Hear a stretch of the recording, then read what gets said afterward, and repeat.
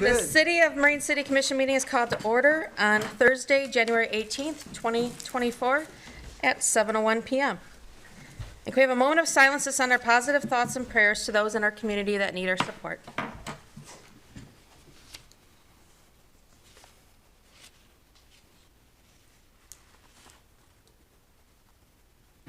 Now please join me in the Pledge of Allegiance.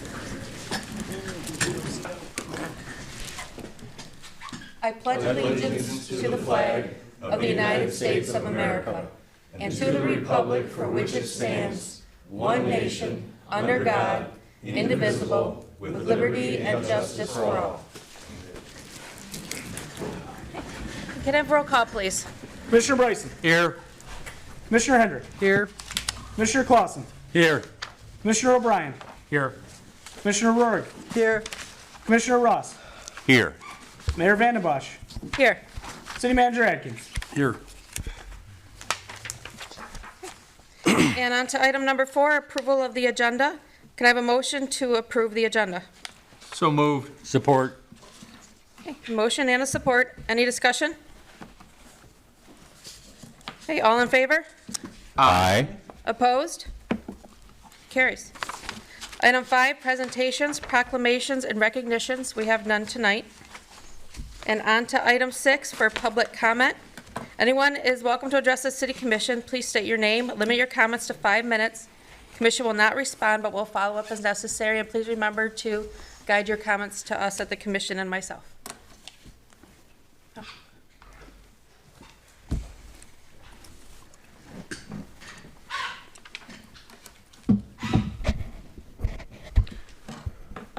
Good evening, Madam Mayor, Commissioners, and Mr. Manager. Okay, I'm here this evening on behalf of some of the citizens that have approached me. Let me say, first of all, that I think my record as a commissioner and as a public servant has always been for business. I welcome that. However, when citizens' rights are disregarded, then I must speak out. Some of the businesses in town on Water Street, either they don't care, have any regard for our citizens' rights. For example, Newport has tables and ropes, and it's cordoned off. Now, a couple of the citizens asked the commission if there was a purchase agreement between the business and the public thoroughfare. Gord's down on the other end has a huge structure on the public sidewalk. Again, and there are people who smoke directly outside of their establishment. I met with the city manager, and he assured me that these rules, or they existed, something to the effect with COVID. However, COVID is over, and question remains, like I told the city manager in our meeting, how can a private business take, possess, and claim city property as their own? The property, known as Gord's again, at times there's a food truck in front of it. And if you look at where it parks and that structure they have leaves very little room. I've sat there and I've watched try to finagle their way.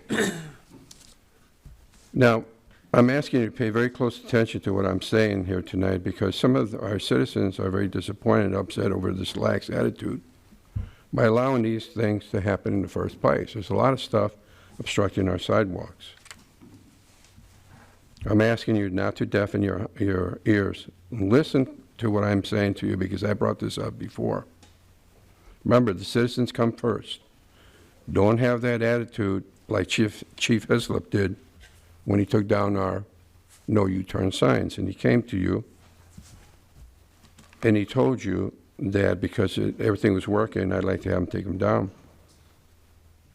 Then add insult to injury, he finished by saying, that's not a way to treat outsiders, when he was talking about not citing outsiders with giving them tickets. Never mind what the citizen says who lives here, because outsiders should be considered first and foremost. Are outsiders' concerns more important than our citizens?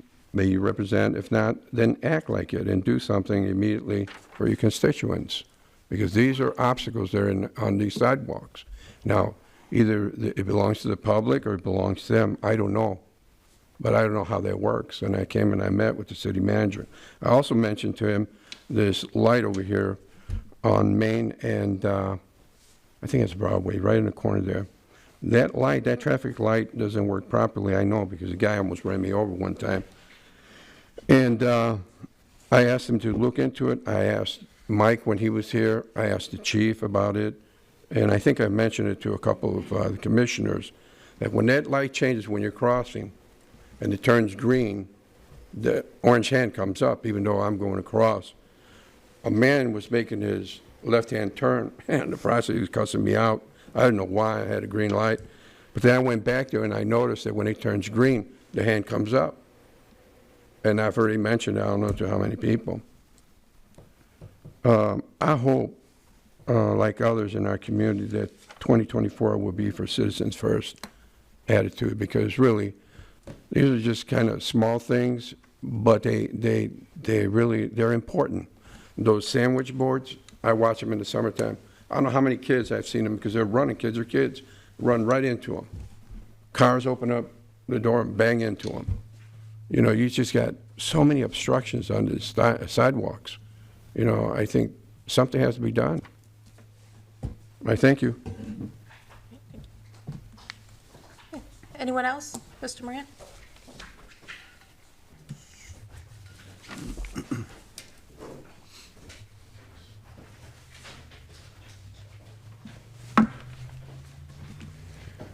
Good evening, Madam Mayor.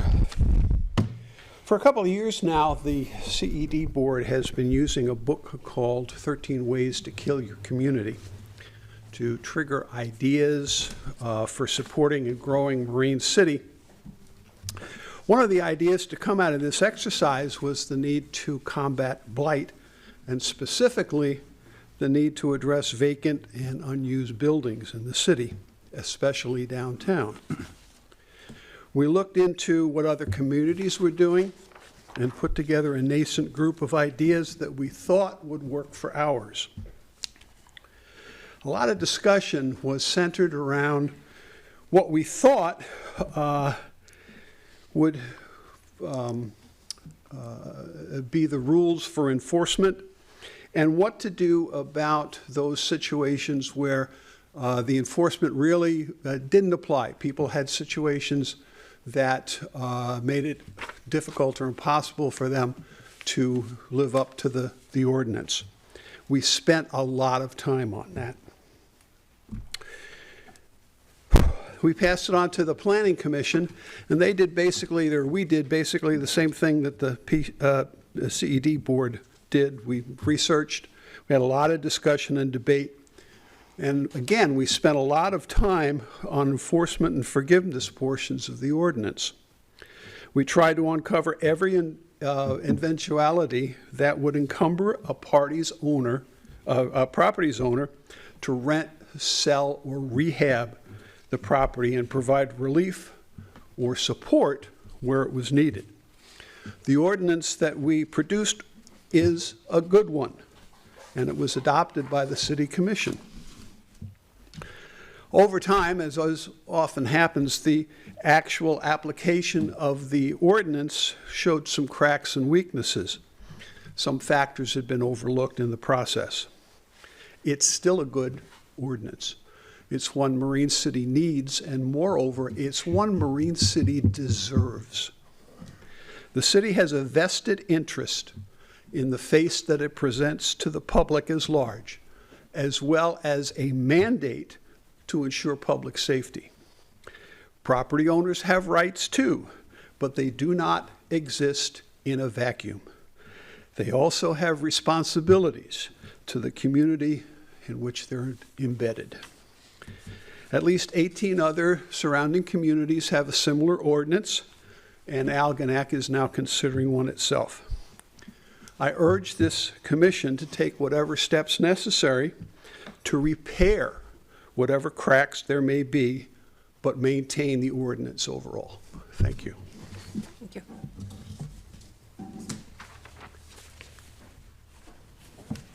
Anybody else?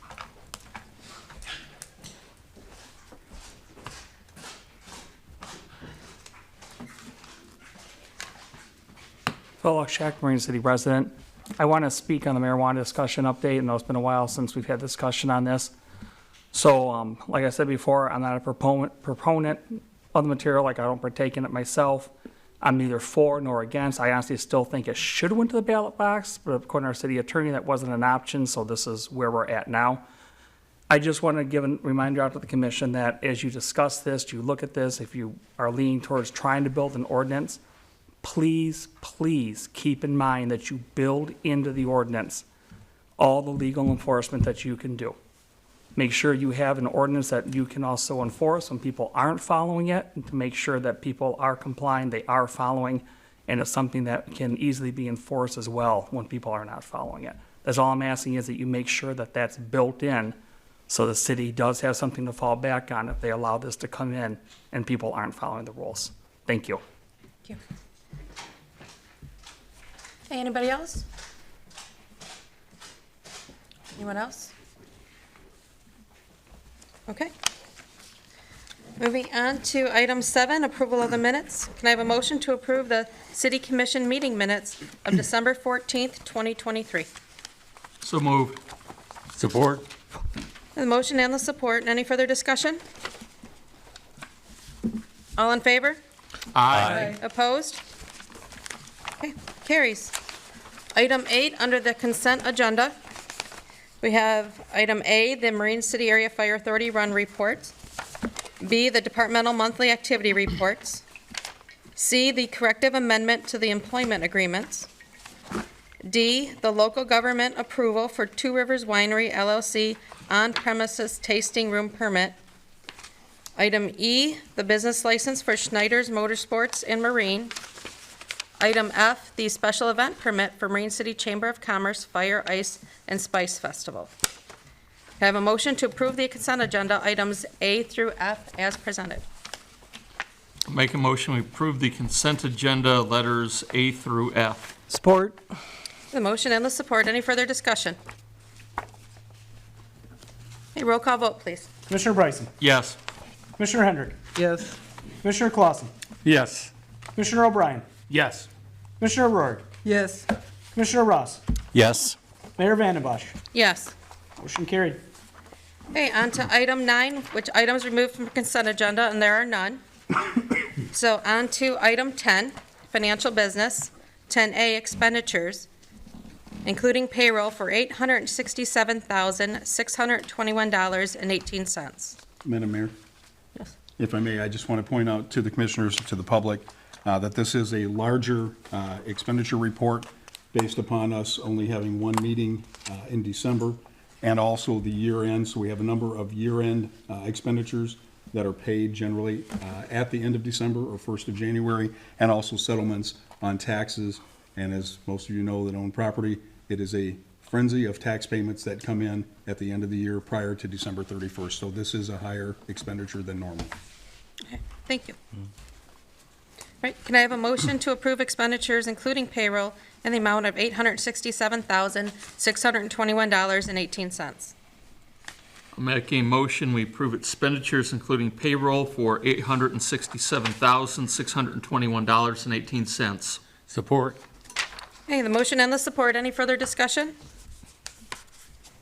Roll call vote, please. Commissioner Hendrick? Yes. Commissioner Clausen? Yes. Commissioner O'Brien? Yes. Commissioner Rourke? Yes. Commissioner Ross? Yes. Mayor Vandenbosch? Yes. Commissioner Bryson? Yes. Motion carried.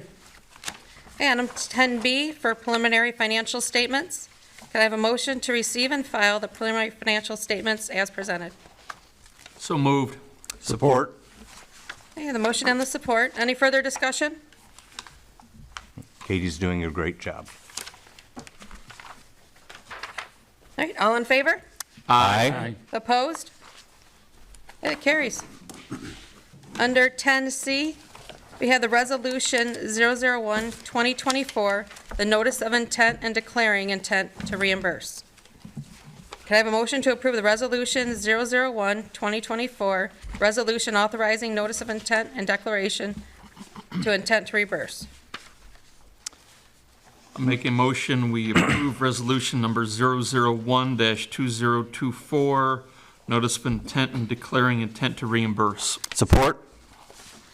Motion and support. Any further discussion? No, can you give a, Yes, Madam Mayor, if you'll allow, this is in regards to the Safe Drinking Water grant and loan that we have received. This is a required step for Part 2, which would be the financing portion for the long-term state-backed loan. Again, this was drafted by our financial advisors and bond counsel and is required by state statute to be put in place prior to all of the financial work being completed. This is an authorization item. Okay.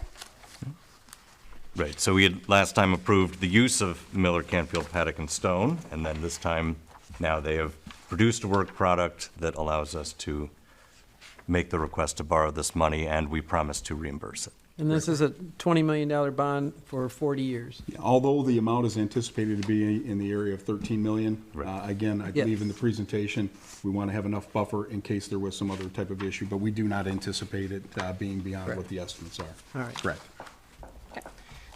To that end, would it be just paid off early if it's less, or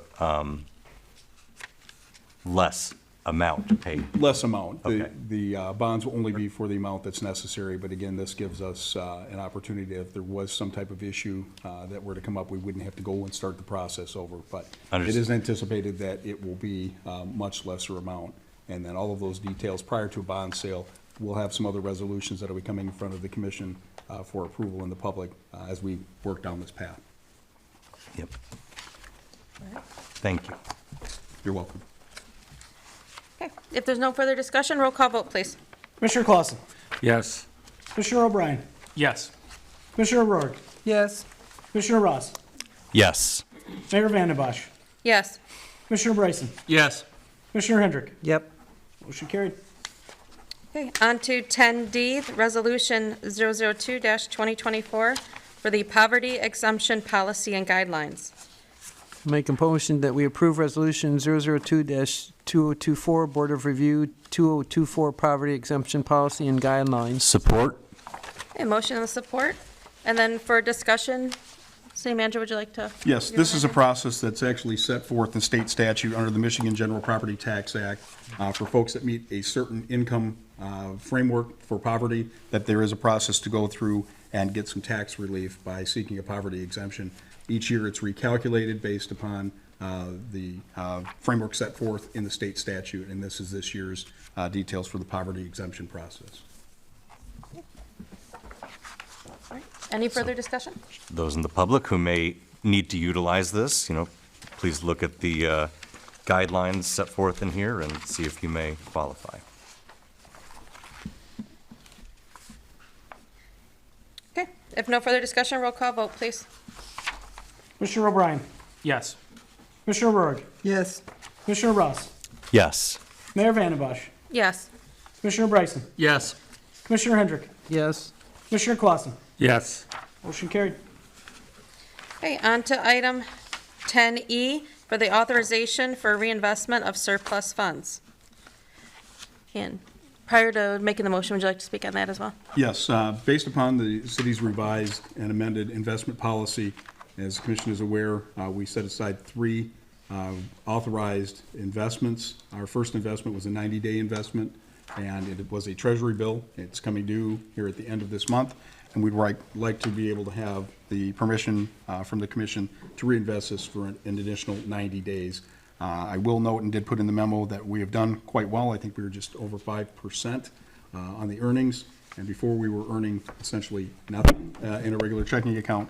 So this was $3,000 of, about $3,000 of some interest.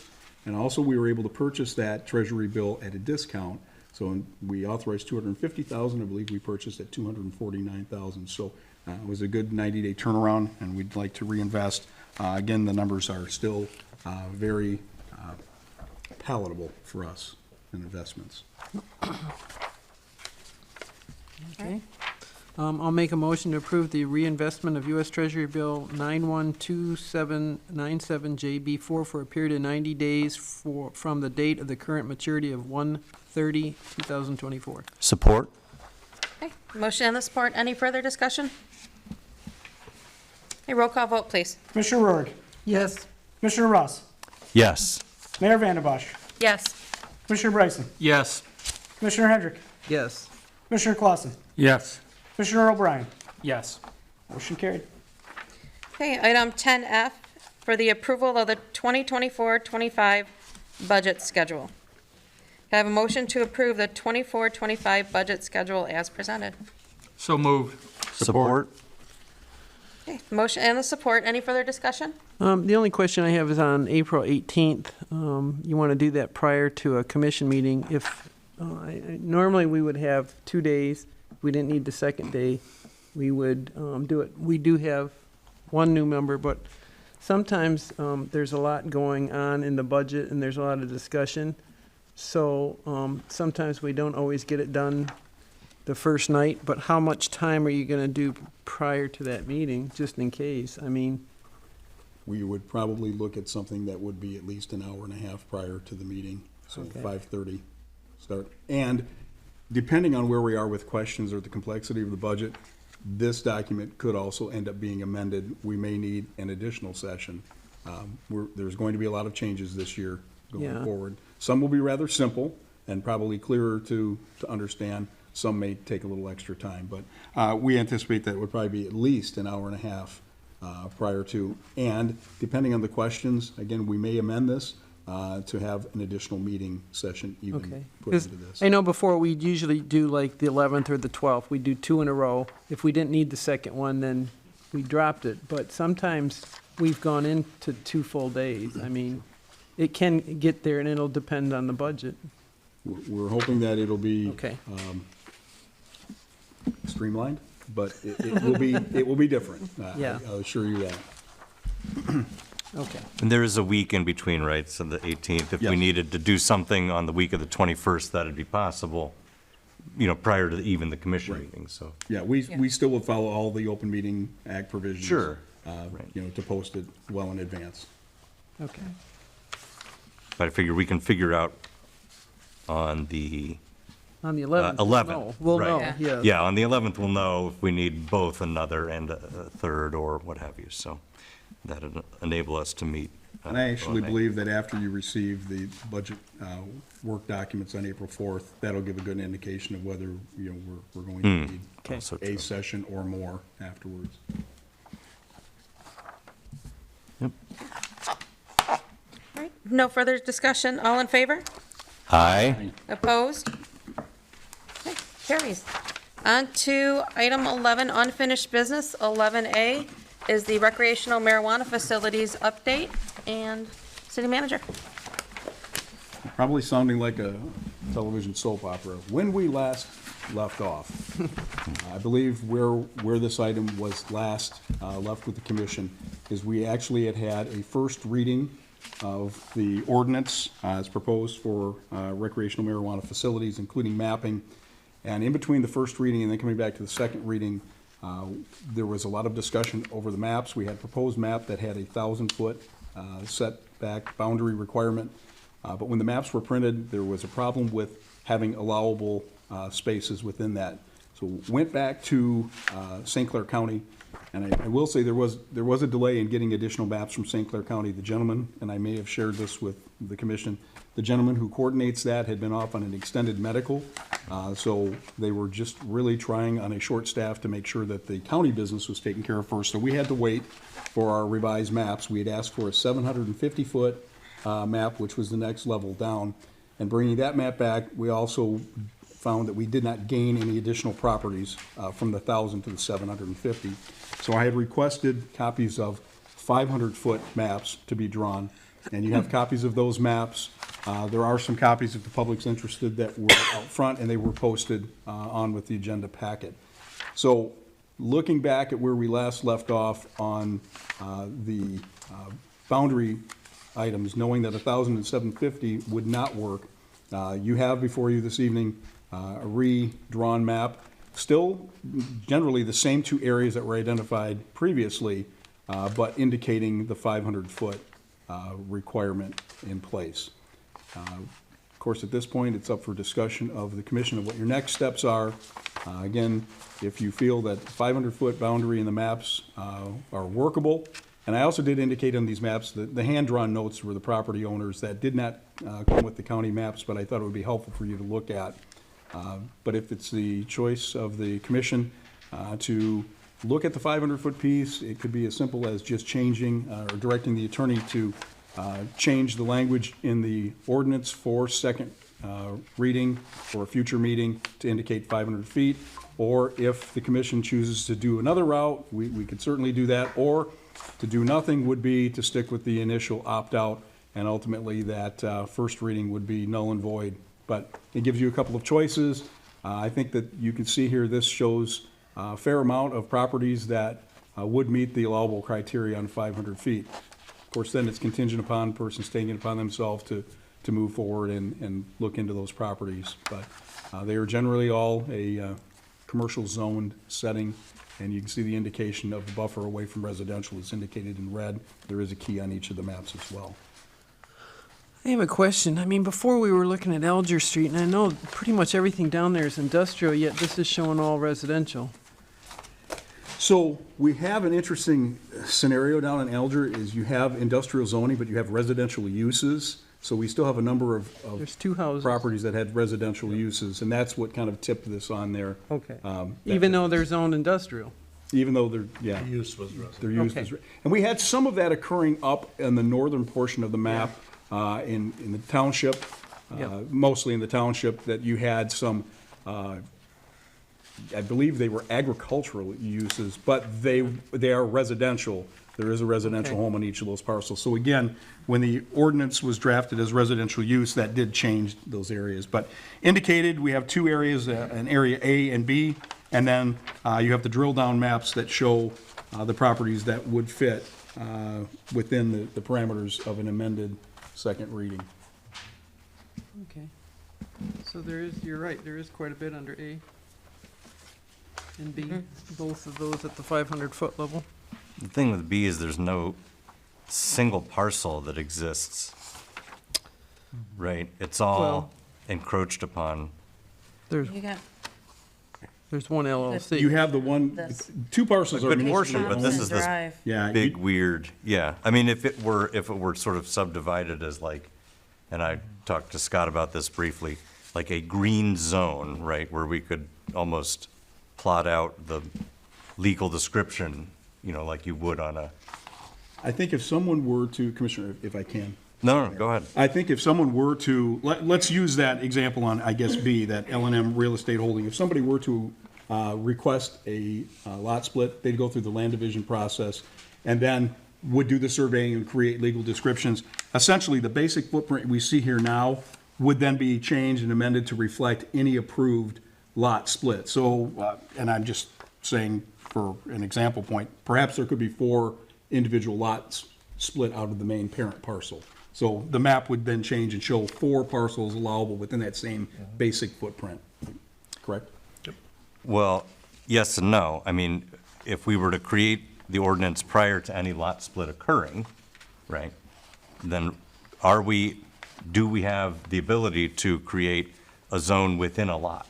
You know, a smaller zone within a lot? We would have to go back and amend, because ultimately, and again, Mr. Davis told me if I'm incorrect, after the regulatory ordinance, there'll be a zoning ordinance portion that'll be reflected as well. We would have to amend that map if there was any subdivided lot. It would still have the basic footprint, but anytime there'd be a lot split, then that would be now the new map, so you would see those 4 individual parcels spelled out, if that makes sense. It would be just an amendment to our ordinances to reflect any changes of a lot split or combination.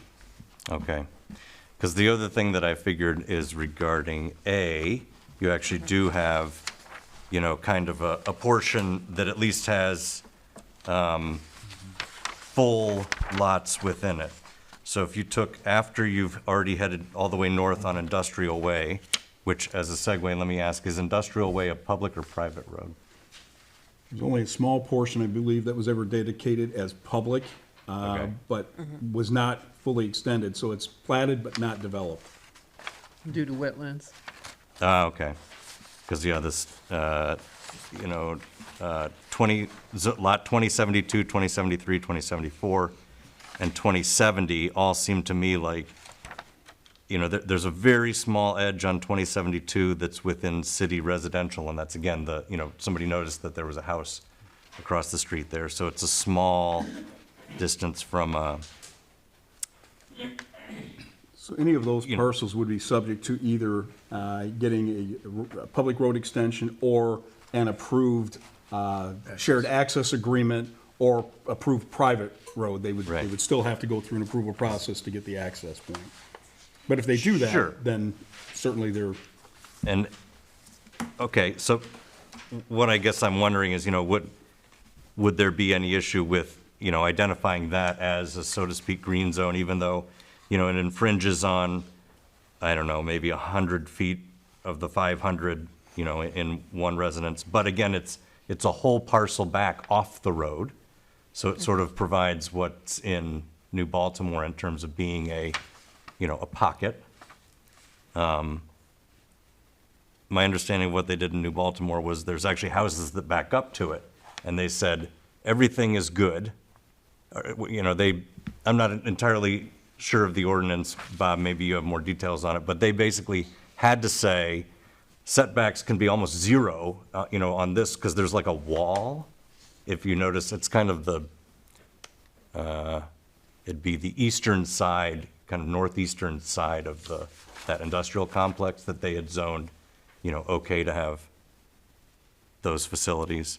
Anyway, it's just, I was just curious if that's an option, because the Alger Street stuff, it just seems, yeah, I drive through there a fair bit, and I always notice those houses. And it seems like a weird area to have that. I mean, there's not big swaths of land to put parking lots, or, I don't know. It just doesn't seem like a super ideal area. But in these other areas, it's chiefly vacant land, and again, maybe there is an issue with the wetlands that I think we would need to look into. But this seemed the most free and clear in my, Yeah.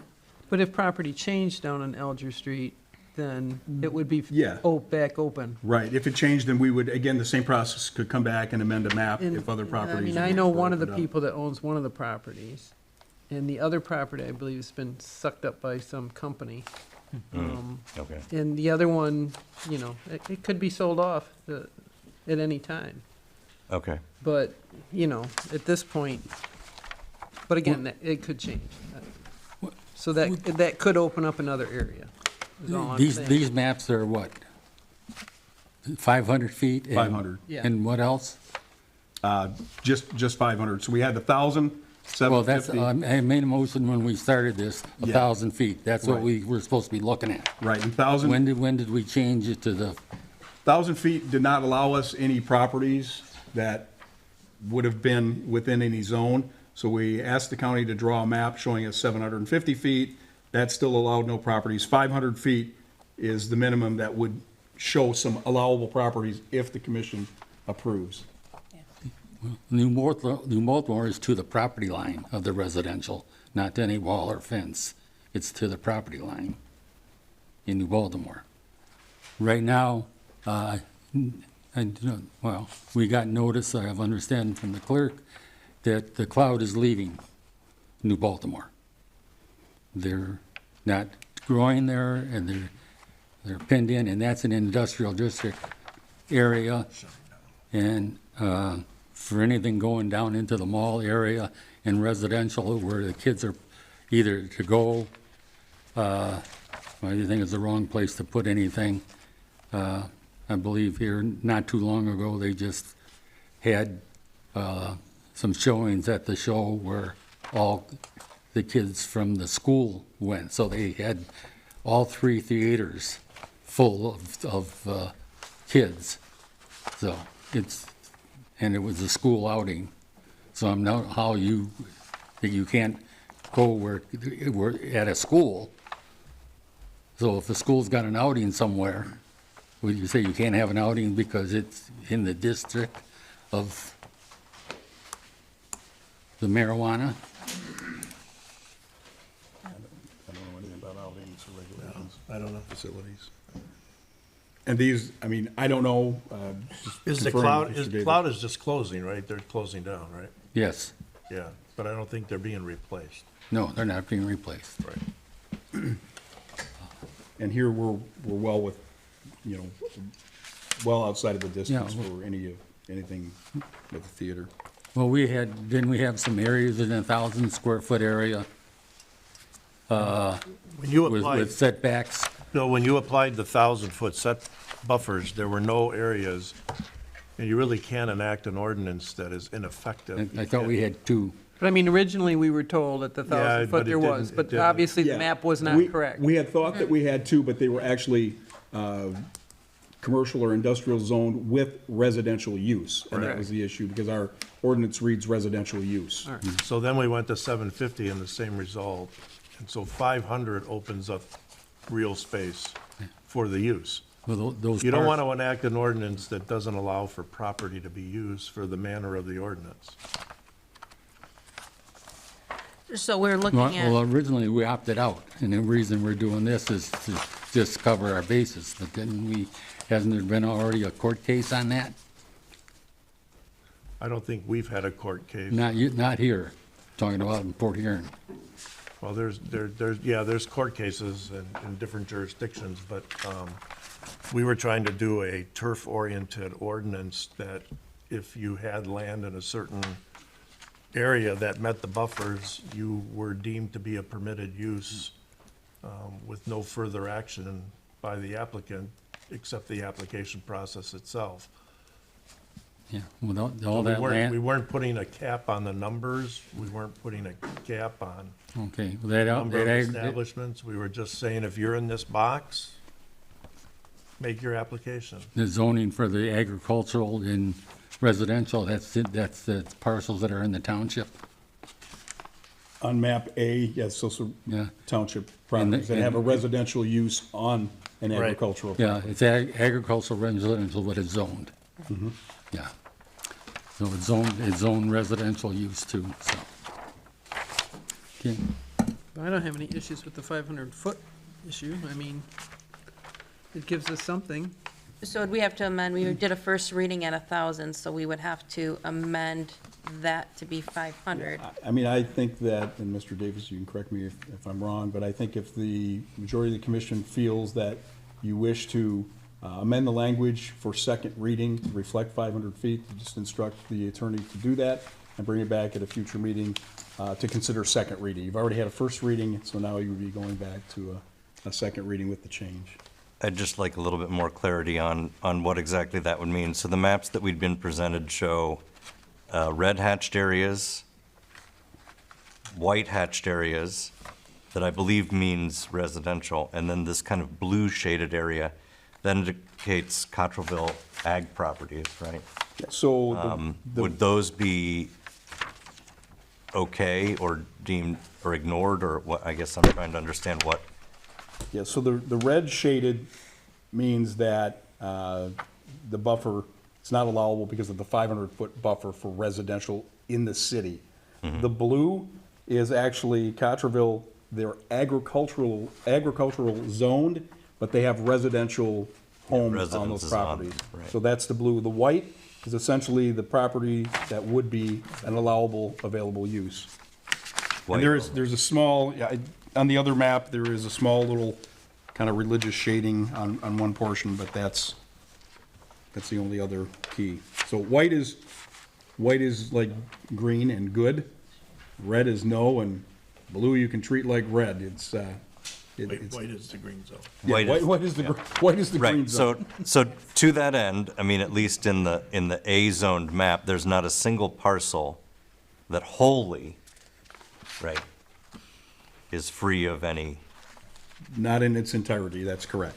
right? So you'd have to do that, somebody would have to subdivide the lot and or make it kind of a funny shape. And this is the clarity I just am trying to get. Not necessarily in all cases. I mean, for instance, if you're looking at map A and if you look at the parcel indicated 002-2060-000 in the middle, now they can only Road have the green use in the white area, but they could potentially subdivide that and come up with 2, 3, 4 separate parcels within there, within that lot. Yeah, and they have. Or access. if you go down to the 002-200110, the white portion is all usable within that. That's possible that could be subdivided into 2 lots. They just have to meet the state requirements for land division there, but Okay, So and- what but it you're would be seeing, that no lot line could interfere, and we might need to write into the ordinance also that, a subdivision of a lot is permissible in order to make this work, right? as long as it retains the outline and the parent property in Yep. the event of a split. Does that have to be written in there for that to be allowable, or is it implicit? No, it wouldn't have to be written in there. Because I think any amendments we would do Right. upon a division would require an amendment to the ordinance with a new map. Thank you.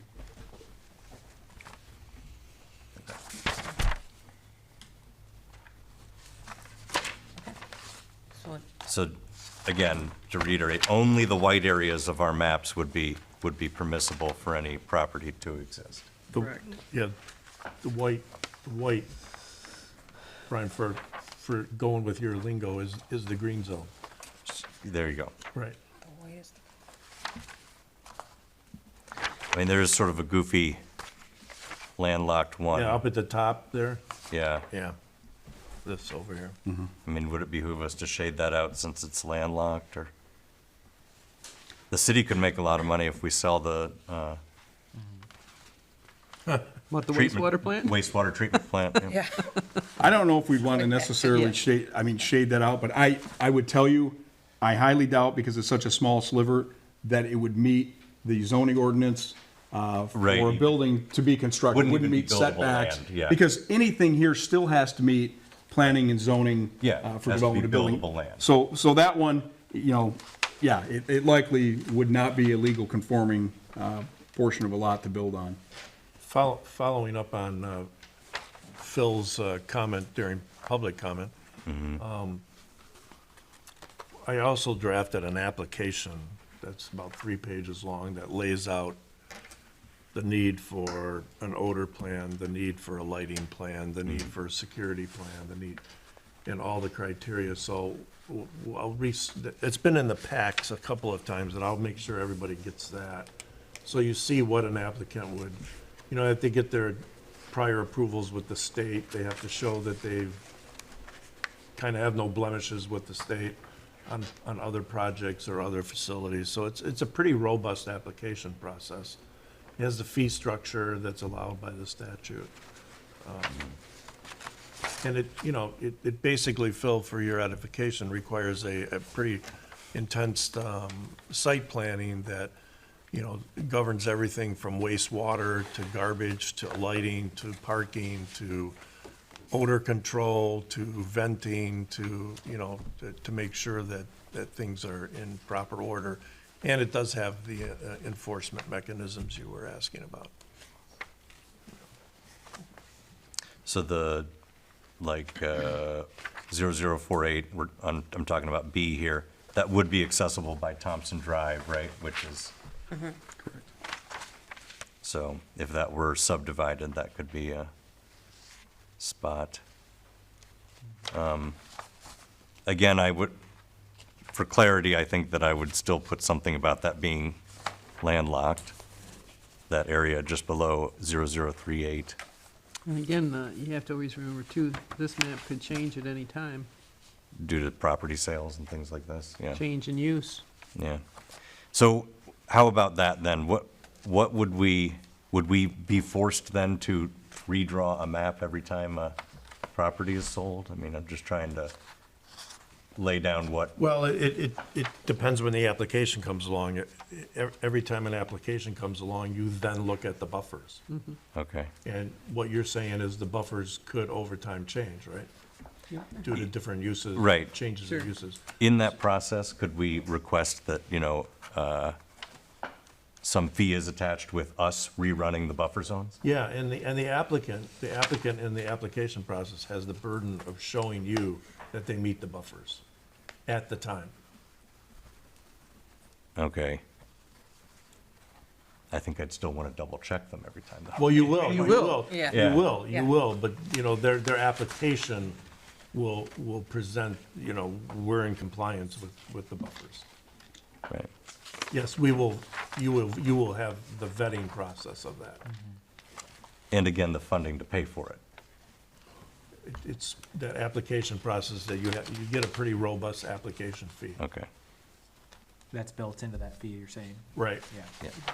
I just want to make sure of that, so we're not,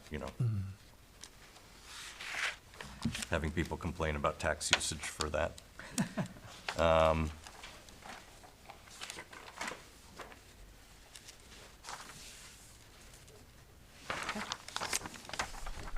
So what do you need out of us tonight?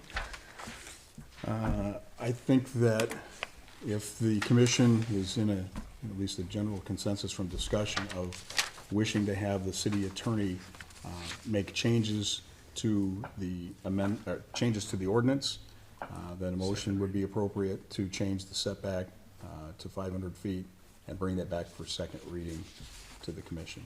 That would be the only change, I think, is to reflect Okay. from where we were previously. All right. Along with a copy of the application. Okay.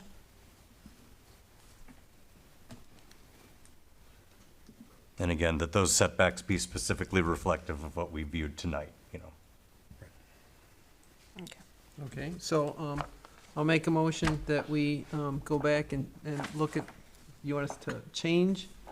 to Bring back for revise- second read in a modified ordinance. Bring the ordinance back to modify it for second reading with a 500-foot zone use.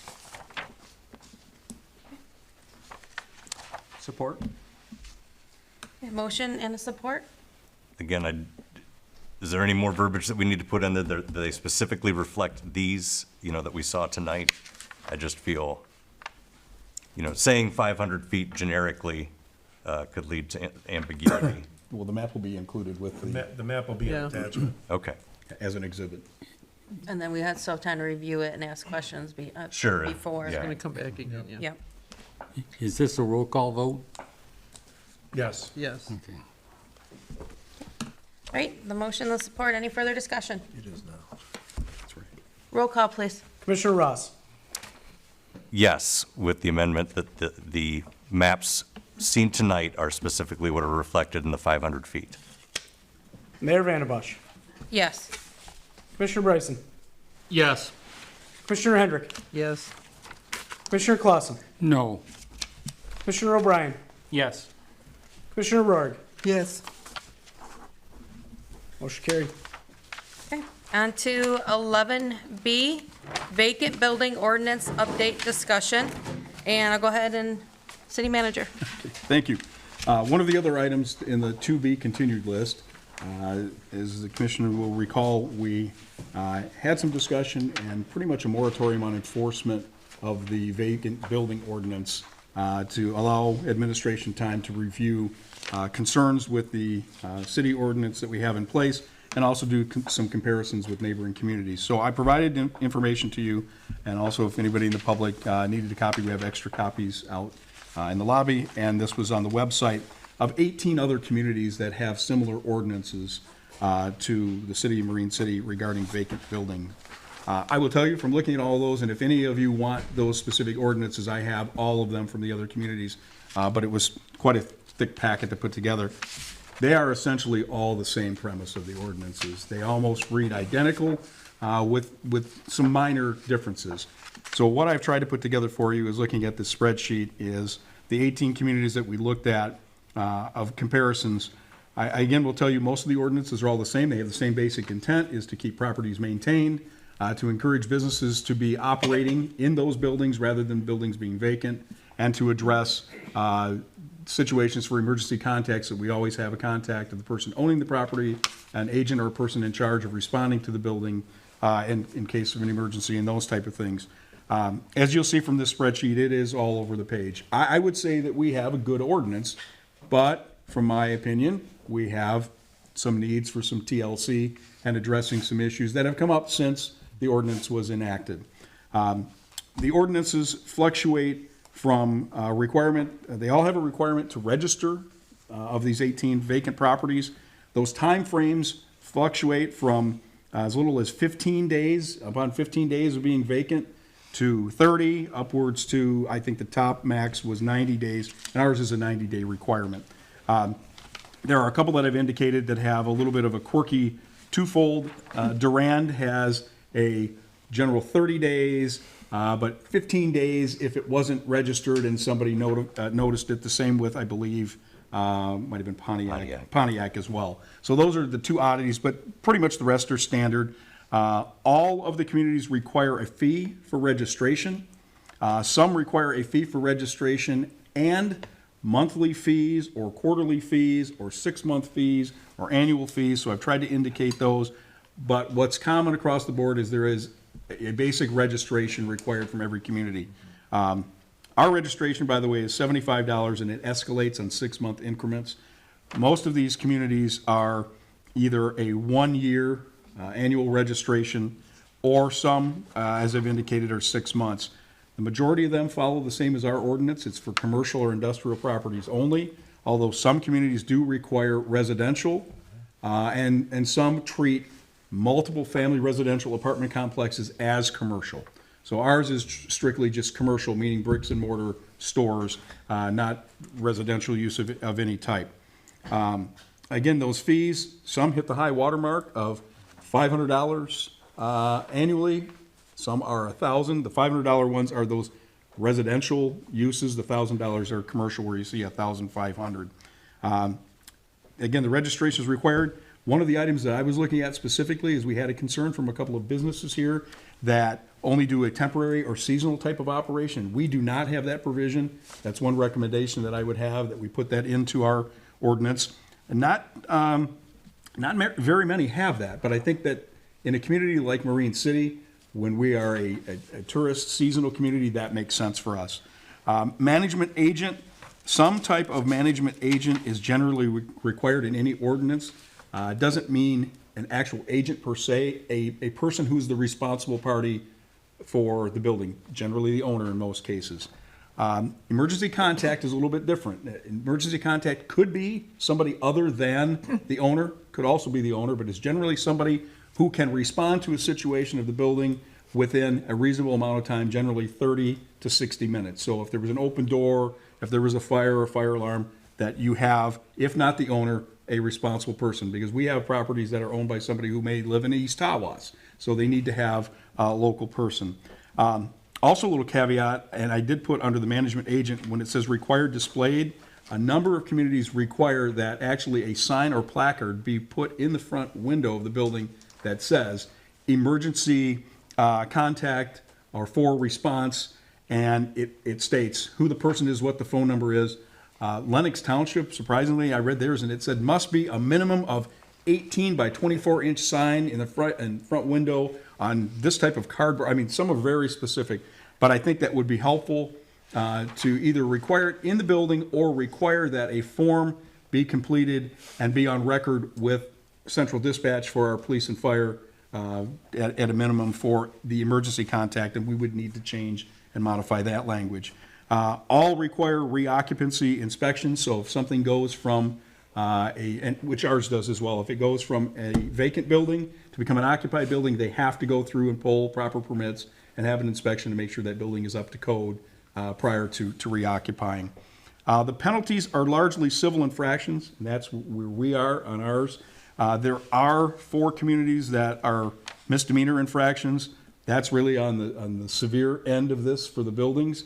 But when you look at some of the communities, they probably have had a past history or a reason of why they've required that to be a misdemeanor. So I'm not recommending any change there. And then I have notes for other. Again, surprisingly, it's all over the board, but some communities have monthly monitoring fees, some have a quarterly fee, an annual reinspection. Again, I think our basic premise of this ordinance was to encourage people to utilize these buildings, not leave them vacant and not have them fall into poor maintenance. But again, we have some pieces that are not in the ordinance. Also, for us to have a business in transition, that's some language that I'd like to see us incorporate. And some language that if a person has an active business license, let's say somebody renews their business license and they unfortunately go out of business in June, but they haven't liquidated all of their stock out of the building, we need to have some transitional piece to allow people time for that to happen. And in the past, we've had some businesses that have closed up and we've sent them a violation notice wanting them to register as a vacant ordinance within a month.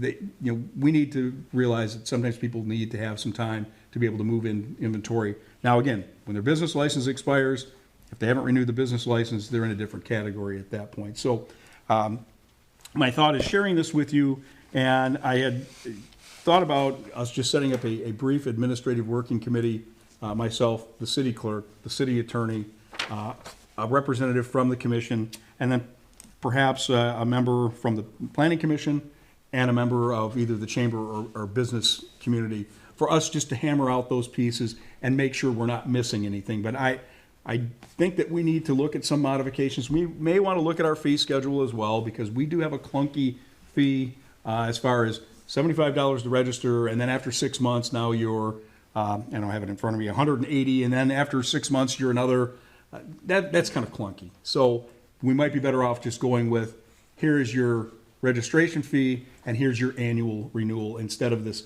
6 month, then 6 month, then 6 month. I think we have 3 6-month steps. We do. And it's a little clunky, but it's not unusual. And then bring it back to the commission for some more discussion and any consideration on amendments. Or if the commission decides at that point you want to repeal it or do something else, we can do that. But I think we have a good structural base of an ordinance, but we have some pieces that need modification. It's a little bit out of sort for a community like Marine City, especially with some of the seasonal components. And it should be an encouragement, not so much necessarily a punishment, but an enticement. All right. I didn't vote for this ordinance to start with, and I've seen it, unfortunately, I've seen our building department kind of misuse the use. I mean, some people own buildings, and if they own a building and they really don't want to do it as a open business, but I mean, it came down, I remember when the argument came, it was all, well, we want to know what was in that building. Well, I get it, but the fees were getting out of hand, and I mean, I was approached by a number of people. I mean, I sat down with you with one of them. I don't know how you handle some of those things, because basically it is, if a person isn't going to use it the way the city wants to use it, then they're being penalized and they're being hammered out with all these fees. I mean, our fees are really terrible. And so, I mean, we got to do more than just, I realize people want this, but we have other ordinances that control the blight and the looks and the issues of it. And, to me, this was overkill, because now it was like a whole additional ordinance. And now it's like, well, we have the dangerous building stuff, we have all that, and that's kind of getting misused too, because some of the buildings aren't, I don't think they were structurally bad, but we're tearing them down. But anyway, and then other buildings that I knew were structurally bad, I played hell trying to get them to tear down. So, I mean, that's kind of part of the problem, is that it hasn't been handled real good in the past. And so I want to make sure that some of these people, if they own a building and they're utilizing it for their own use, and it's still a good use, even though it's not a supposed business, if somebody wants to have a man cave, for Christ's sake, we're going to penalize the guy or the person because that's what they want to use the building for. And even though they keep the building up and it's very neat and it's very clean and it's follows everything else, those are the type of people, now they got to pay a monthly fee and they got to put in for it. And to me, it's not really a vacant building. The building is being used, it's not vacant. And I think I've been involved in including this one, four different cases. I think Commissioner Ross brought one to me also. They are all very similar in that set of circumstances, that they are not truly a vacant building. Yeah. But they didn't fit the framework of the ordinance. So, I mean, I think at a minimum, those are the pieces that we need to look and address.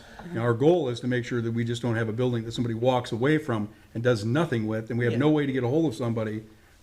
We appreciate people that have some type of use and they're maintaining the building. And again, it's not the city's job to tell somebody, you must have a business here. Correct. You must maintain your building is the big thing. And then getting into this, we had an issue about hours. Well, they're not open. Well, we're not here to dictate hours either. Yeah. But I think there are some modifications that could be woven into the ordinance. So that we can to keep those to out of address it, those pieces. So those because, people aren't going to get hit again, and we go through this where we have to have meetings again. And, right. I'm just trying to avoid that in the long run. I get what you're trying to do with some of them. Makes sense. And it may be as simple as kind of a safety compliance thing. We just want to make sure that, the building, if they're using it, the man cave example, Yeah. that's great. But just make sure that, the building is safe. Whatever you use it for, that's fine. These are the little provisions that So aren't then in the they ordinance. wouldn't be, So maybe, Lisa, what you're saying, and I appreciate you want an absolute express provision that are carving out man caves. or women What about cave. women? She shed. A man cave license? Oh my gosh, yes. We don't wanna I leave think that. what you're saying is as long as the owner can demonstrate a use, Correct. then they should not be falling under this. Yes, and he's keeping the building up. Yeah, so and it's yes, very I have a nicely building, done but and- I'm using it because I like to go there and Yeah, I do art projects and yeah, I do my own exactly. personal woodworking and then I go home and Yeah, so you don't want that to be categorized as an out-of-business correct. facility. I think, Brian, you're I shaking. agree. You're agreeing. But I guess the only other part is, and the one that I brought up does have that their hours may be sporadic. It does say this right on the thing. Yeah. And I think that's okay. I've been there and I love the place. The other issue I have is there's another building that has explicit hours on there that when I first moved into town, I'm like, sweet, I need this. And I pulled on the door and everybody was like, ha, that's been closed for years. Yeah. So I think, we should have something about, you can't like just make it look like you're open and have hours in the window when you're not open at all. So we I need think some that sort should of, that would be we the- need, On the all other the side use. of it, On right? the Yeah. other side, if the guy Use an doesn't have ordinance. any hours and he's not doing anything else, then, so we need language that says that the ability to demonstrate a use. Yes. and, yeah, the progressive fees and stuff, they were getting kind of nuts. Yeah, that's too hard. It's too much tracking. It's clunky. And, It's I hard on the staff. want to bring the clerk It's hard on the into, taxpayers sometimes do.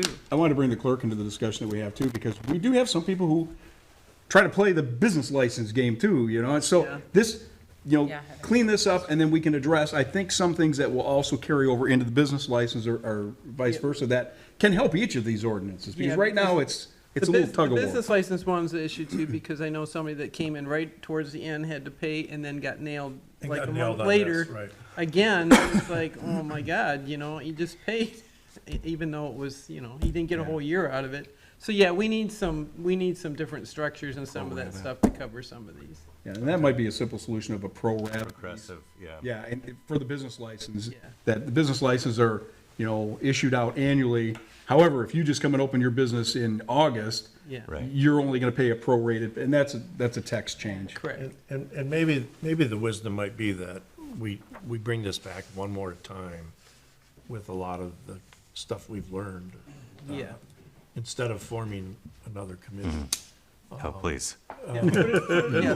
Please. And then if in fact we good with don't believe we've achieved where you want to be, I'm good with that too. we could then think about another committee Well, you got, I like that. To form a committee. to form No, a committee. I think we can. We you could know, have a committee to form a committee. committee. Please no. But why don't we take a shot at it? Because I think we actually know, Lisa, we're very clear on things that you were concerned Yep. about.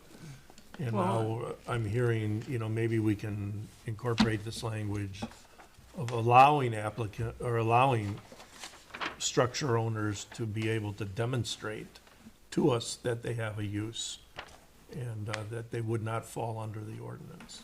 Yeah, as a vacant. we have two buildings downtown that I believe that they can't sell the building. And they can't open it up because the use that they had in there, now you have a brownfield problem. And so he can't do anything with the building because he can't afford to do anything. Yet he can't sell the building because it still has problems with it.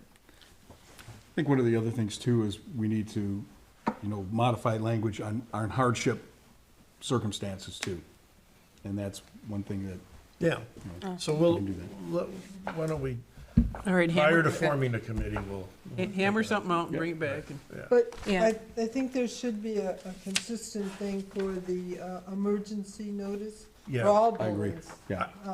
I think so that we know. Yeah. I think it's important. I do like the posting on the property as well as requiring a form that's updated, you know, that goes to our central for dispatch. everybody. Maybe not the Lennox Helps 18 by everybody. 24, but. But- Commercial, yeah. Didn't we require, though, just recently, we required a key lockbox on any brand-new business? On any business going forward. Correct. Right. And people in the past could A lot of them are doing it anyway, but I mean, get a reasonable price. correct, Right. yes, That was a good program, Chief. yeah. And on the new fire reporting program that the fire department's using now, and they'll have that with them when they go to calls, it has that information in it as well, as long as it's with the city.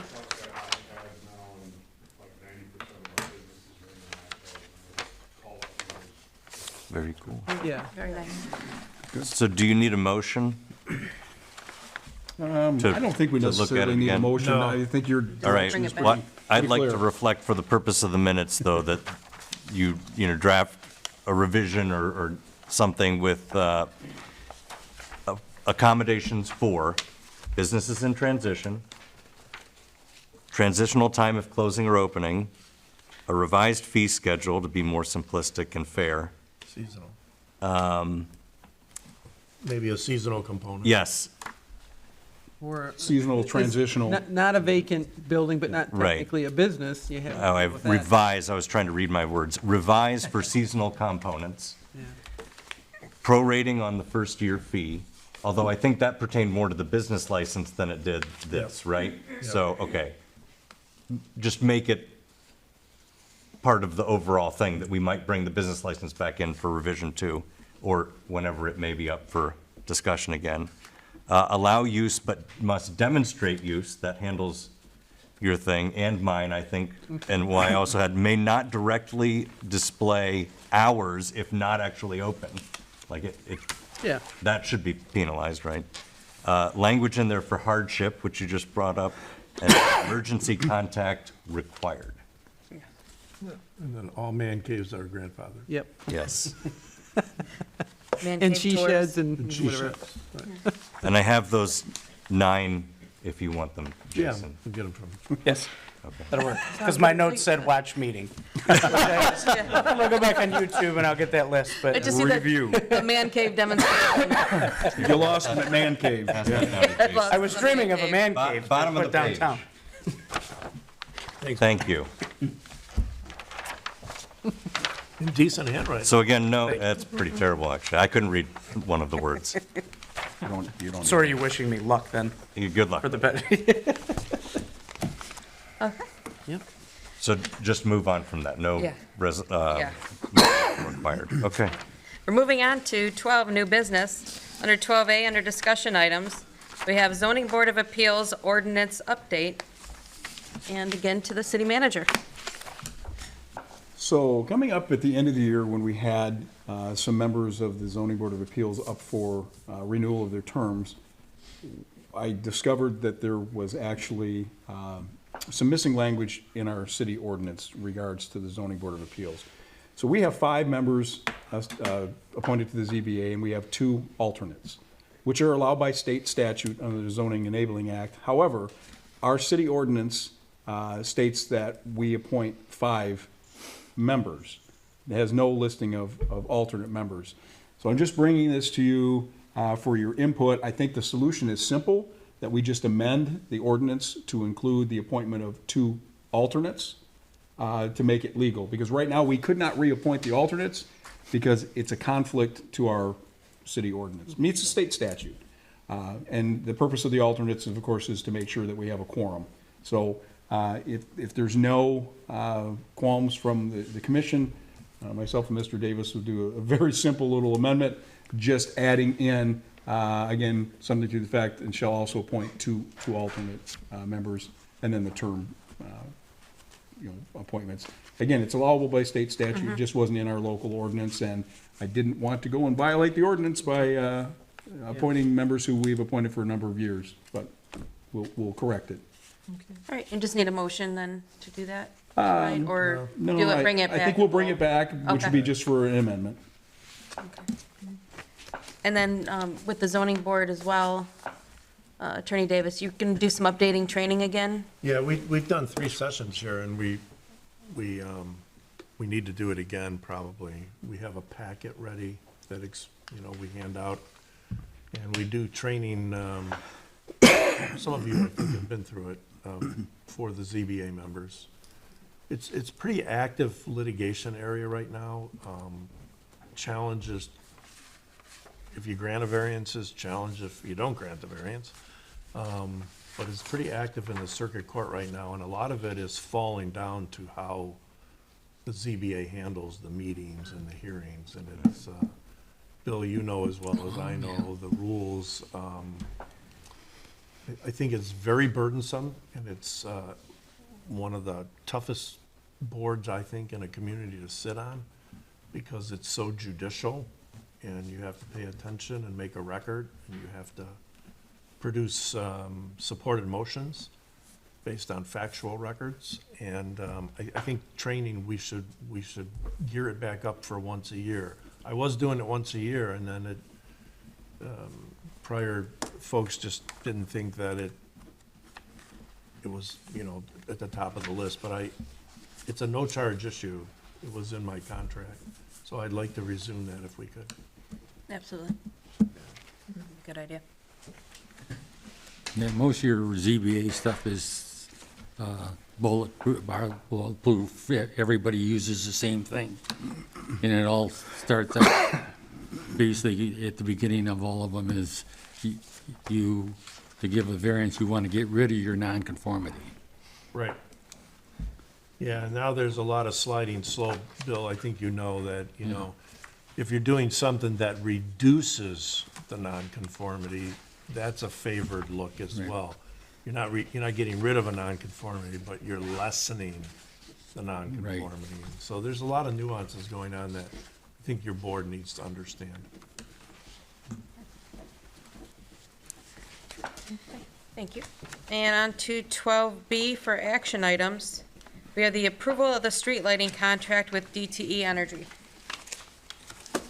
Yes, Mayor and Commissioners, we had received a call through the Department of Public Services about a concern along Ward Street with lighting.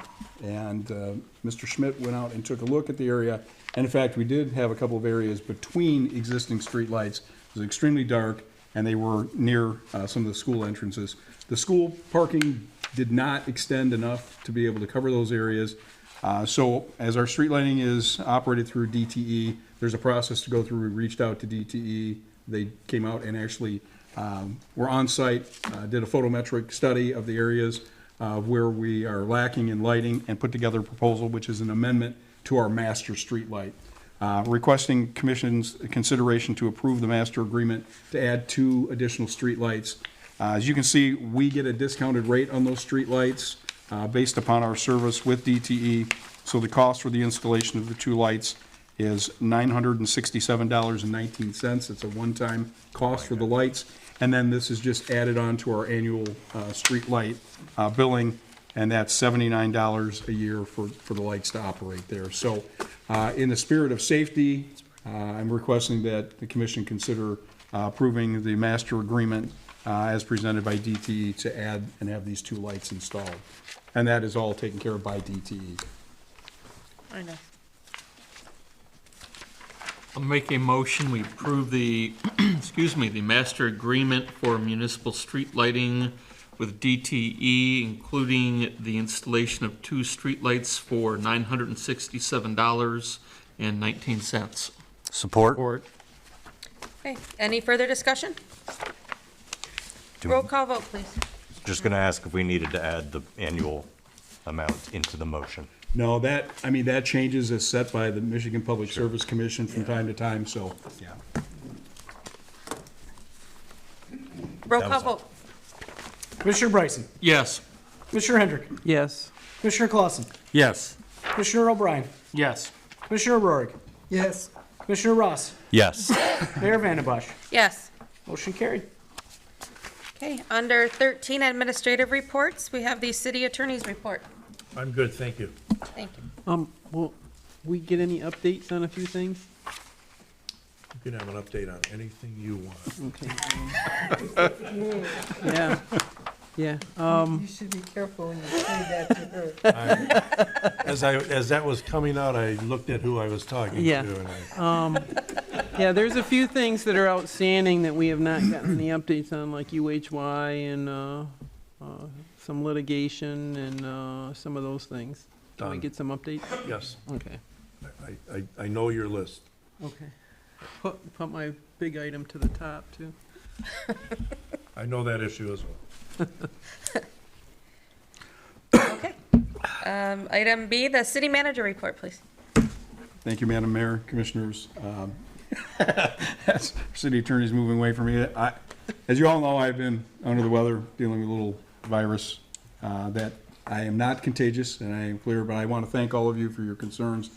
It was brutal. It was more brutal. This respiratory issue was more brutal than having COVID several years ago. So I tried to maintain, still working every day, and that wasn't always happening here at city offices. So I appreciate your understanding. I don't have a lot to report tonight. I do have a lot that's happening. I'll have a lot of information for you. As I indicated before, 2024, expect more, and there is a lot taking place. So I'll try to summarize all of that and keep you all in the loop. I did have an opportunity this afternoon to meet with Paul Dingaman on a episode of Focus that will be out probably next week, and kind of talk up Marine City and a lot of the good things that are going on and that will be going on, all of which you're aware of in most of the community because I've been talking about it for a while. So those are great opportunities, and we're doing everything we can to make sure that our residents are getting the information out that we're putting out. And again, I do want to say one thing. We get a lot of calls from, or people stop in City Hall saying, listen, I don't have a printer at home, or I couldn't maybe pull this item up on the agenda. If someone is not able to pull those items up at their home computer or on their phone, we are more than happy in the city offices, myself, the clerk, any of the staff, to print those items that are on a public agenda or to help residents out.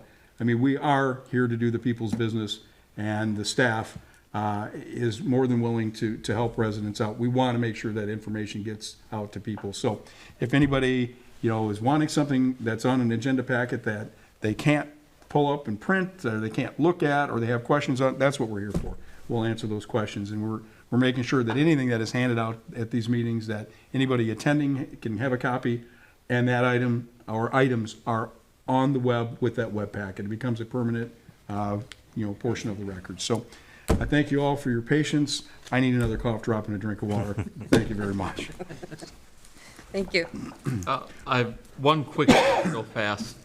I know since you're starting down the process of, looking at the budgets and fee schedules and all that for April, can you take a peek at the business licenses and see what we can do to drop that fee a little bit? To take a look, see what we can do.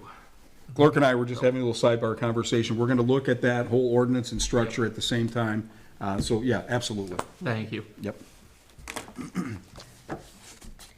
Okay, on to 13C, reports from department heads.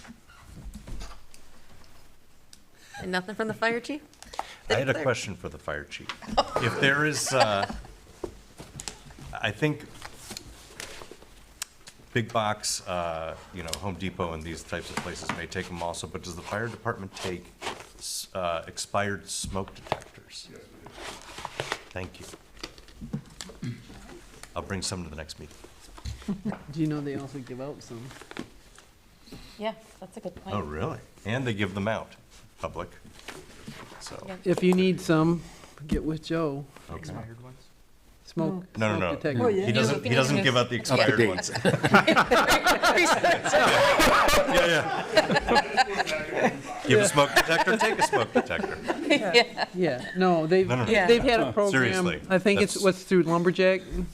Yeah, Lumberjack helps us with that. They supply really them, and cool. then he, and that's for a lot of people if they can't afford them. And Yeah, that. no, 100%. Yeah. They're getting more expensive. Yes, They are. They can get them from Joe, and they can keep their house safe. Absolutely. Thank you, twice. Right, city clerk? Just a few things here. Commissioner Bryson kind of touched on your question here. I actually had it written down as one of my things. we've been having a discussion for quite some time now, myself, Deputy Clerk Michelle Goodrich. There are some things in the business license ordinance and fees that are a little bit wonky, and Commissioner Ross, I think you touched on it as well as Commissioner Hendrick, on that prorated fee, because there are businesses that come in mid-year towards the end of the year, or there are some that are moving locations. So they've had a business license in one, they're moving to a new location. And I talked with the fire chief a few months back as well. So like when they move locations, you still need that fire inspection, the building inspection if they're making any modifications. And that isn't allowed in our fee schedule right now.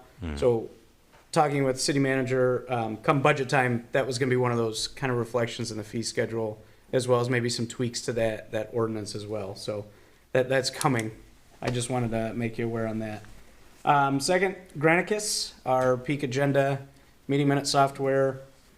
We're rolling on it. I'm trying to fit it in between everything else with kind of working along. With this meeting, I actually created a whole agenda in there on my own, kind of mirror it on by myself. It worked out. There are a few kinks. They've been great on helping along the way. You all received an email yesterday with an account login, so you guys will be able to log in at some point to view that agenda. There's an app for you guys called iLegislate, and I'll put that all out here in the next week or so, because the 2 meetings in February, we're actually going to parallel on Granicus internally. So we can all kind of train on it internally. You guys can get the feel of it before we actually go live, and that target date is March 7th to go live on it. Dual path. Yes. Just like we have it, and. Yes, yeah, so you'll get it like you normally do, but you'll also get it on the Granicus platform. With that app, you guys will be able to go on there, make little notes right on it, and view those during the meeting. City manager and I are working on some tablets for you. I know we discussed that maybe last summer, early fall, about getting that. So we're working on that. You guys will be able to have those, have them at the meeting, follow along. We're just trying to move this into the 21st century. I mean, some of these packets get a little lengthy. We can save on paper, we can save on ink to go electronic. A few more things to come along with that. We can use the monitors in here for the public to view the agenda kind of as we go. That way they know where we're at on it. They can see any documents that are attached, as well as if we can put some out there, but they would have been able to view the maps and stuff like that. So good things coming with that, and on the Granicus forefront. And I'm excited. A little overwhelmed with everything right now, but excited at the same time. I think it's going to work out for the benefit of everybody. It's going to streamline things, make things more efficient through city offices and departments, and we'll be able to move forward with it. I'll save the best for last, so I'll skip that one for now. Cemetery, December, we had 0 burials for the month of December. Charter Review Committee met on January 11th. A very productive meeting. We kind of laid out how we wanted to prioritize some of the pieces of the charter on where you wanted to go with amendments from there. We have another meeting coming up, January 25th, 6 p.m., which is next Thursday. Urge the public to come, give your input on that, and see where we can go. Administratively, coming from our point, there's some things in the charter that you kind of want to clarify, clean up language in it that's outdated, just doesn't make sense, because I know I refer to it here and there for things. You look at it and kind of go, what?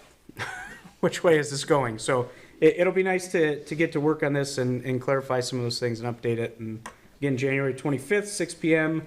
in the meeting chambers here for that. Last but not least, everybody's favorite topic, elections. Coming up, this past Monday, the 15th, we had our public accuracy test for the election equipment, the programming software with Election Source. Commissioner O'Brien and myself, a few members of the team here in city offices were there for that. Went well, no issues with it. Everything checked out on the programming end. Early voting, we did receive our grant pieces for that. I think I relayed to you that I applied for 2 tabulators. They said we were getting 1. We got 2. I'm excited. There's that extra one that we'll have with decreasing down to 1 precinct. We'll have that extra one now for just a backup. Essentially 2 extra, since we're with 1 precinct. Knew that, 2 new of those, a new VAT, which is the electronic voting machine that you can use. It's actually pretty cool. It's the first time I've ever seen one and used one. I don't know if you had a chance to look at it when they were testing it over here or not. Yeah. It's actually pretty unique and pretty cool. I'm a techie, so it was No cool. Circling, filling in circles anymore? You actually, It's all touchscreen. wow. And you don't, I think before you needed a reason to use it if you had a disability, accessibility issue or anything like that. But anybody is more than welcome to use it to vote on, but you can still do the old fashioned color in the bubbles and vote that way if you want. Few hiccups here within the last week with elections and ballots and such. Just running on such tight timelines with this election and not knowing when legislation would kick in for early voting, because when our state legislator had left for the year, but everything's rolling. Had some issues with ballots today for absentee. We didn't receive all of ours. We received the 2 party ballots, but we are missing our local proposal only ballots. I've talked to Election Source a couple times today. They're working with the printer, going to get those to us as soon as possible and hopefully get those printed. But that's been really the only hiccup with elections, which, thank goodness, cross fingers, hopefully nothing else goes on. And then I'll send a reminder as well that early voting is February 17th through 25th, 8 a.m. to 4 p.m. each of those days, right back here in the Guy Community Center at 260 South Parker. You're more than welcome to come and vote in person those days between 8 and 4. Runs just like your normal election day. You come in, fill out your application to vote, show your ID, and you can vote. And then election day coming up on February 27th. And that is all I have. I received my little mailer, I'd like you to know. Explaining the early voting? Great. Some of those got returned, so Oh. I'm glad you received yours. Just, you got one piece of feedback, Awesome. one data point. And you know what? You bring up a good point. Commissioner Roerg and I talked about this earlier too. If you guys received a new voter ID card, we had to send those out to about 1,900 people who are now part of the new precinct, seeing as we only have one. We're required to send those out. I've gotten a huge number of those back. I've had people come in because the ink has worn off. You can't read them. When we printed them here in our office and they left our office to go to the post office, they were great. We have heard from the post office that putting them through their sorting machine has rubbed off that ink, causing an issue of them being either sent back to us undeliverable, or people that did receive them come in and say, I can't read this. If you have them and you can't read them and you would like another one, please come into the office. We'll be able to print you another one and you'll be able to, I would like to say use it, but it's not required on election day. You don't need it for election day to vote. But if you'd like a new one, please come in and see us at City Hall and we will get you a new one. That is all I have. Thank you. All right, thank you. Thank you. Okay, on to 14, Commissioner Privilege and Liaison Reports, and we'll start with Commissioner Clausen. Well, we canceled the planning commission meeting, so there wasn't that meeting there. But Mr. Menchaca came in, and it's one of my pet peeves also, that when we adopted to allow them to move all the gates out and seating outside, that was during this prohibition area, and people have put boards, they've put other stuff, and originally when we looked at it and I talked about it, I said, and I thought it was, you kind of thought it was a joke, but when they left enough room between the curb and stuff for people to walk, and I said, well, what happens when somebody comes and opens their car door? And the feedback I got was that, well, they can wait. The person can walk and can wait till the guy gets out of his car. That's a public sidewalk. It's not made for advertising and having go outside and smoke and that stuff there. And they've really encroached on what we allowed them to do there in the COVID. And I think that time is over and we need to enforce our sidewalks. So if you have 2 handicapped people in wheelchairs going down there, they need to have, by state law, they are allowed to be able to pass each other. And and I see a lot of encroachment on these boards, sandwich boards and stuff out there. I've got one that's out there. I can tell the city manager what it is later on, but when they're done using it during the day, they put a black cover over it, and in the morning, at 6 o'clock in the morning, you walk right into it. So. That would be no fun.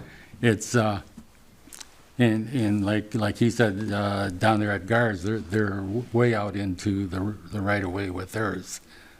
And to expand, if they can't smoke inside, then, and that's part of their business, why can they smoke outside?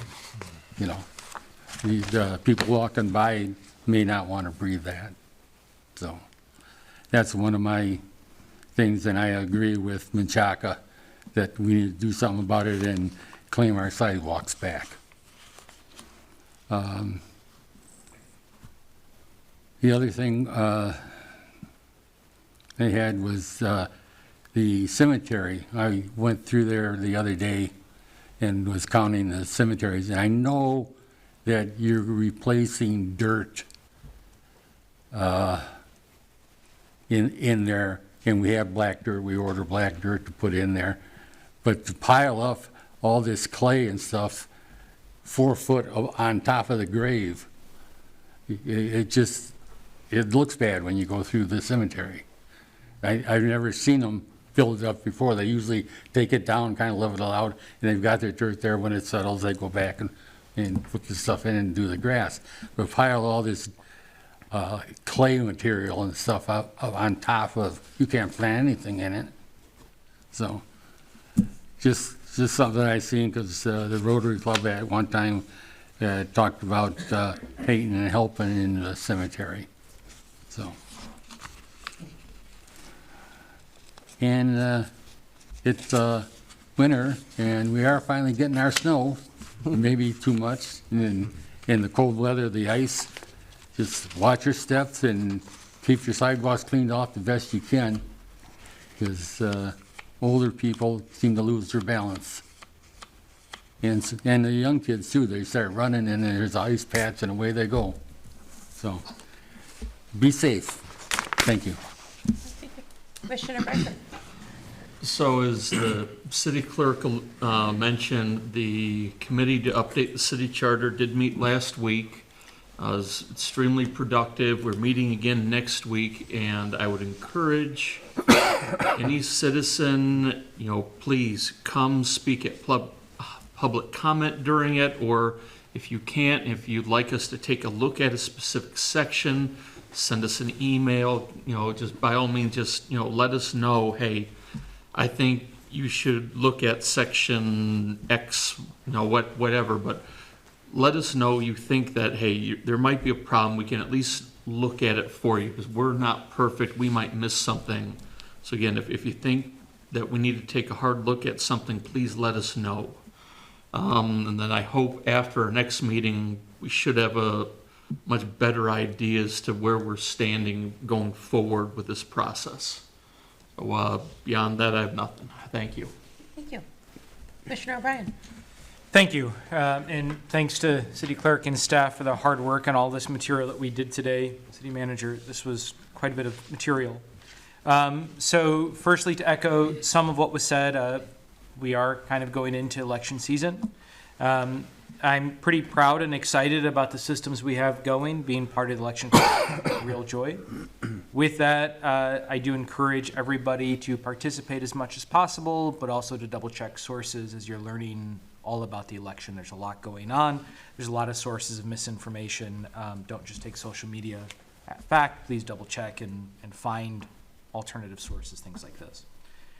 Secondly, to echo comments about the winter and coming into icy sidewalks, please consider pet safe salt alternatives.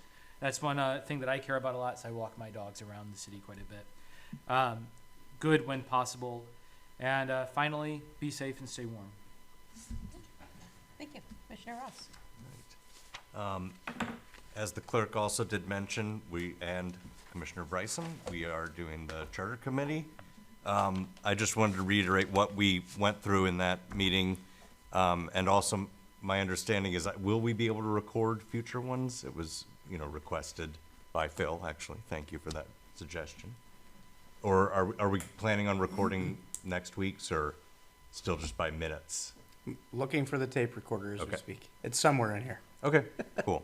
But that's I just wanted to reiterate what we did talk about. So we had the following takeaways: that we need to understand what needs attention. That's the entirety of that committee. What needs to be added, also the entirety of the committee. What issues do the staff note and that needs updating? So that was obviously for the city staff to do. And then what legal incompatibilities exist with the charter? Say, for example, a state statute that the charter isn't allowed to supersede, but that our charter reads something different. So these are the 4 key takeaways that we took from that meeting. In addition to that, we also made the decision to, rather than fully revamp the charter, to amend it. So that is the easier path and faster path, since we feel that the charter is not, worth completely crumpling up and throwing in the trash, that it's generally steadfast, and we just need to, say, modernize it, adjust it, tweak it. So those were the outcomes of that. And again, as was mentioned by both, please do come, speak your mind, and let us know if you see any specific areas of the charter that need adjustment or revision. There was no Historical Society meeting for January. That was canceled, but we still are waiting with bated breath on hearing from whether or not that grant was had for 300 Broadway. There's a 300 Broadway meeting next week, so anybody that's interested in coming to that, please do. And again, please be safe in this weather. We had this weird, lots of rain, then suddenly freezing, so everything iced up. It was really treacherous there for a bit. DPW did a great job salting roads, but yes. And then, do be safe and be careful on the roadways. And then call the city offices or, local, I think DTE has a program, SEMCO has a program, the city offices for a warming center should the power go out, and then there's heat assistance should anybody require that. Other than that, again, be safe and have a great weekend. Thank you. Commissioner Rohr? Hi. Just to be safe out there in the cold also, and to allow extra time when everything's icy and snowy to get where you're going. Also, I'm looking forward to the new software and technology for the city meetings and agenda. I think it's really going to help save a lot of time and effort and put things out there so people can find everything. And, if you have questions about that, we'll try to answer everything for you. Okay? Thanks. All righty. I'm glad Rudy brought up the issues with the sidewalks. I know Bill and I are on the same page with that one. I believe the stuff was supposed to be removed during the winter, too. They weren't supposed to have them out after that. They had to be approved by, so I'm assuming we have a resolution, or we had I believe it was a resolution when we did that. I think it was. It's been so long. It has, It was- but I'm pretty sure It was either a resolution or a component, I can't remember if it was a resolution or a component of the Nautical Mile District that actually allowed that. I know Nautical Mile expanded some, Yeah, I think it was a things. resolution but yeah. that we did it. So, yeah, we need to go back and reevaluate that, because I know at that time, I tried to bring up the fact that, like sandwich boards, most communities, they have an area where they allow certain things to be put in so that it doesn't congest the whole sidewalk. A lot of the bigger cities, they do that, so they force you to put them in certain areas, because they are all over the place. I mean, I walk through there and you're walking around this one on this side and this one's over here, and they're just everywhere, and he's right with the car doors and the whole bit. So we definitely need to look at that again and bring that resolution back and see what we can do with that. The other thing is, I'm glad he brought up the light. It's not just that light. It's the light at West Boulevard, and it's also the light at Chartier. The one at Chartier, I've crossed there. You can never get it to change to tell you that you can cross. You might as well forget it. So you got to kind of take that with a grain of salt. The one here at West Boulevard, I even went the one day. There was a whole crew there in the box, and they had their laptop, and they were trying to do it. And I says, look it. I said, you're only giving people crossing this way 6 seconds to get through here. And he goes, 7. I says, well, a whole second. I says, that's not enough to get squat through trying to make the turns. Well, then, when somebody again called on MDOT, the woman says, oh, well, we made it so it was gonna be 6 seconds the other way, which it isn't. And we said, no, it's going across the highway. But that one has been messed up so many times that sometimes you can sit there through 2 lights. It doesn't wanna change. Usually if we have a power outage, that's like the best time, because then it resets and it's great. It works. So you like want a power outage just to get the darn light to fix. But the one day they had like 5 guys standing there doing it, and they never fixed it. It's like, why is it so difficult? But he's right on trying to walk on that one too. Some of them will tell you to walk, other ones they don't tell you to walk. So it's very difficult when people are trying to get across there, and same with the cars. So anyway, but you know, MDOT charges every time they come out, and they give us a nice bill, but they never seem to fix it. The charter revisions, the only thing I want to add is that any revisions or updates that we do make still have to go to a vote. Has to go to the election, and the public has to vote on it. So we're not changing the charter without voter approval, just so you know that. In assistance, I've given this out a couple times.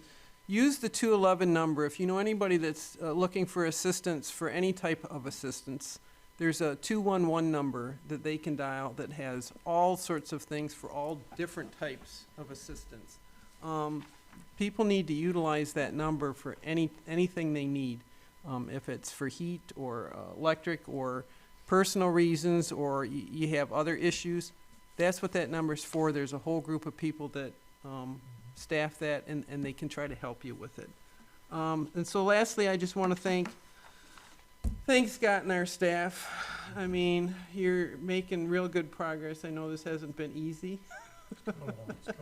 But it's finally coming along. We're finally making some progress. We're finally getting into things, and I just want to say thank you, because I know how sick you've been, and it's been tough. But I just want to say thank you to you and all the staff. All of our people here working here. Everybody's working hard to try to bring this city back from the mess that we were in. So I just want to thank you. And that's it. All right. Thank you. Not to go on too long trying to repeat a lot of things everyone else has already said. Please, if anybody needs utility assistance, especially since we're going through this very cold weather right now, please reach out. Please utilize some of the tools that we have. Please call 211, anything that you need to do, please do that. Also, we have a CED board meeting next week on Wednesday, the 24th. Please, if anybody wants to come and see that, we're gonna go over some redevelopment ready, best practices information, as well as the usual stuff that we talk about.